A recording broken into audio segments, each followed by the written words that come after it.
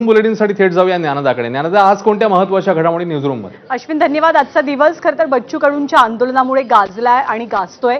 या आंदोलनाचे अपडेट्स, पलटणमध्ये तरुणीच्या मृत्यू प्रकरणाचे कसे पडसाद उमटतायत, यासोबतच अन्य महत्त्वाच्या बातम्यांचा आढावा घेण्यापूर्वी हेडलाईन्स पाहूया. Headlines brought to you by Chitale बंधू.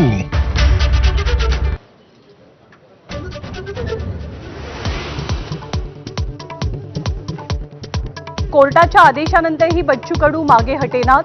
आंदोलकांची जेलमध्ये सोय करा, बच्चू कडूंचं आव्हान. सरकारसमोर नवा पेच.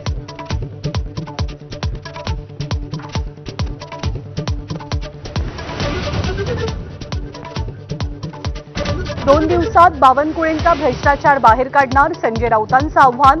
बावनकुळेंची संपत्ती विकल्यास कर्जमाफी होईल, राऊतांचा टोला.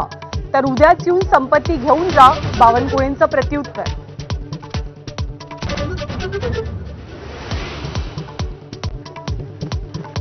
1 नोव्हेंबरला महाविकास आघाडी आणि मनसेचा निवडणूक आयोगाविरोधात मोर्चा.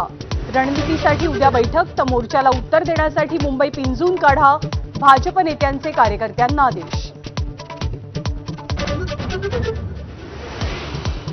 महिला आयोगाकडनं मृत डॉक्टरला बदनाम करण्याचा प्रयत्न, आयोगाविरोधात कोर्टात जाणार, सुषमा अंधारेंचा इशारा. तर रुपाली चाकणकरांचा राजीनामा घेण्याचीही मागणी.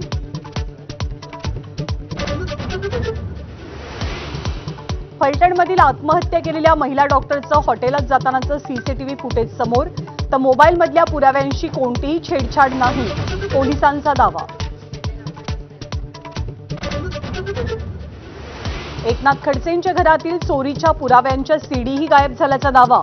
सीडी चोरण्यामागे नेमका उद्देश काय, खडसेंचा सवाल.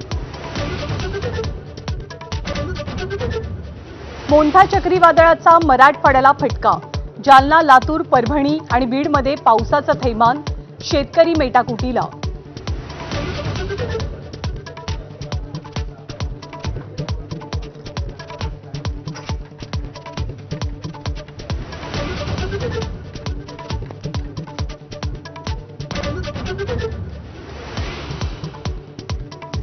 नमस्कार.